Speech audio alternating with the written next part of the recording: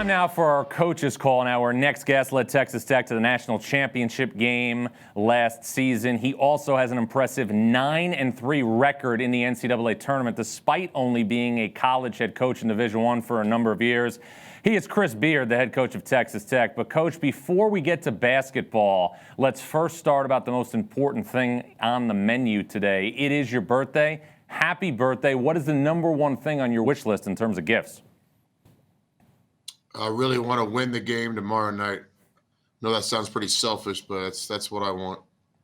Fair enough. I would not expect anything less from you, but I have dug a little deep into your office and to people who know you best, and they said, in addition to basketball, the one thing that Chris Beard truly desires is a good meal at Whataburger. What prompted that to be your go-to meal of choice? Well, growing up in Texas, Whataburger was always the spot, kind of fast food, but it's not fast food. It's made to order. Certainly in high school and stuff, that was the spot you went to after hours. In college, I might or might not have been in there at 2, 3, 4 o'clock in the morning. And in the junior college days, whenever we'd come back to Texas to recruit, it was the first place we went because they didn't have Whataburger at the time in Kansas or Oklahoma. So it's just always been a place that I have connected with. Do you have a certain burger that you go with there? What do you put on it? Yeah, I've always been a mustard, pickle, cheese only guy. I like ketchup, but only on fries. And mayonnaise, I've got to be like in the right mood. So mustard, pickle, cheese has always been the go-to. All right, well, Chris Beard has a diversified menu when he goes to Whataburger. You also have always had a diversified roster since you've been the head coach at Texas Tech. You went to the national championship game last year on the heels of 2 grad transfers, Tariq Owens and Matt Mooney, who were only with your program for a year. You've done that again this season, bringing Chris Clark from Virginia Tech and TJ Holyfield from Stephen F. Austin. How difficult is it to remake a team on a year-to-year basis? I think it's difficult to build a team any year, whether you have players returning or not, because every team's different. It's a new journey. Even if you have the same players returning, they're new players each year. But it's all I've ever known. Growing up in a junior college where your roster changes sometimes by semester. Certainly in Division II, you have a lot of one-year players. In my professional basketball stints, guys were always coming and going on contracts. So I tell players, it's not arrogance, but I really do believe this. I believe that we're really good at coaching guys in one-year settings. There's an art to it. I think the relationship building is where it starts. But just like we told Matt and Tariq, we told Chris Clark and Holyfield this year, give us a chance to coach you, and we'll try to get done in 1 year what takes most people 2 or 3 years to get done.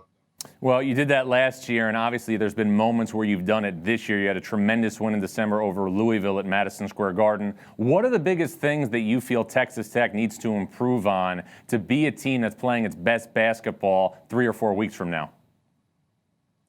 Yeah, just our consistency. Like most teams, you can find some select games or possessions or halves or even weeks where we look like we could compete with anybody in the country. Certainly in our league right now, you have 2, what I believe are 1 seeds with Kansas and Baylor. And we've played competitive basketball with teams like this. What we're striving for is just consistency. Can we put a full 40 out there? Can we play no matter what the scoreboard says?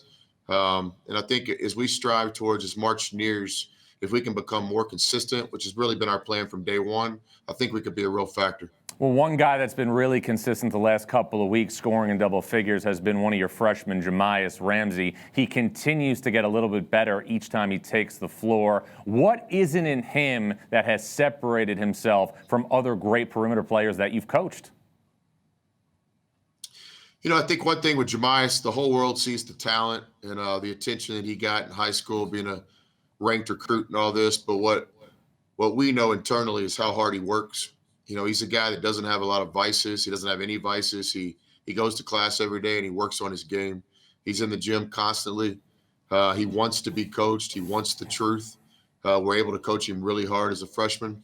And I think, just his work ethic and how much he loves the game is translated into a little bit of consistency here down the stretch. Well, there's also been consistency within your program since you've become the coach. Texas Tech has not always been a job where people would stay at for a long period of time. And what you've done is you've made Texas Tech into your next job. How'd you do that?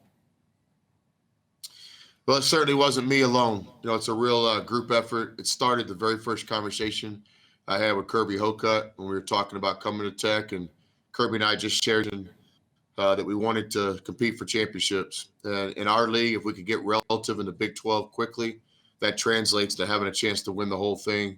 Year 2, we were right there for the regular season conference championship. We had some adversity with some injuries, but we got healthy enough, to make the Elite Eight. And certainly last year, winning the league along with K-State and playing on that final Monday night, Kirby and I, proved correct that it could be done at Texas Tech. Now is the next part, and the fun part, the challenge is, can we be consistent? We've never wanted to be defined by one team or one season. We don't want to be a one-hit wonder. We want to be somebody that, is relative each year. And that's why I'm most proud of this year's team.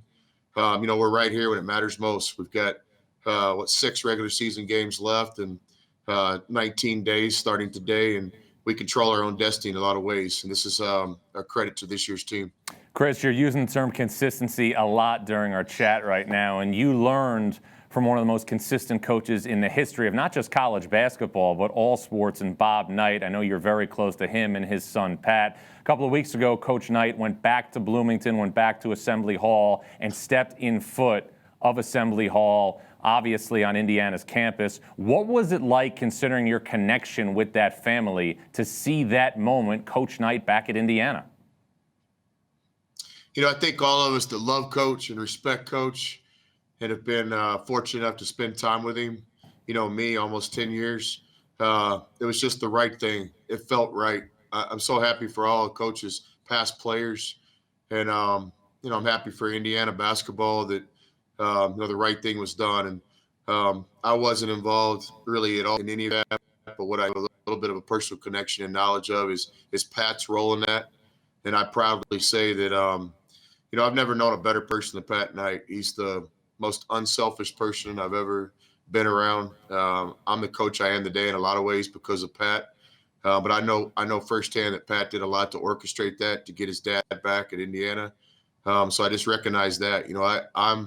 I'm a son. I have a mom and dad. I'd like to think that I do right by them. And then certainly I have 3 daughters, and I hope that one day they'll continue to do right by me. But I think the way Pat kind of orchestrated that whole deal for his dad was special. That's just my opinion. Well said, Chris. And doing right on this show usually pertains to food. As you know, it's a big part of my life. Final thing, if there was one meal you could have at one place, where would it be? That's a great question. We do that all the time. 1 meal left. If you can only have one thing the rest of your life. So I'll tell you something that I really enjoy. There's a no-light town in the hill country of Texas called Castell, Texas. Okay. And the Castell General Store, owned by my friend Randy and his son Mark. And I think it's one of the best burgers I've ever had. If you go to Castell, you want to make sure you get the Chipotle mayo. You want to make sure you tell them to cook the burger medium. Don't overcook it. That's like a sourdough roll. Depending on the weather, you'll want to eat it inside at the tables, or you want to sit outside on the rocking chairs. But I think when I start thinking about one meal, and actually I do that a lot, I think that Castell burger and the ambiance of the Castell General Store is a special place. Chris Beard making very, very appropriate comments as we get ready to break for lunch. Chris, thanks for a couple minutes. Happy birthday. Best of luck with all your preparation, the rest of the week, the rest of the season. As always, look forward to staying connected along the way. See you, brother. Thank you. You got it. Texas Tech head coach Chris Beard. If you like this episode, give us a thumbs up. Click here to subscribe.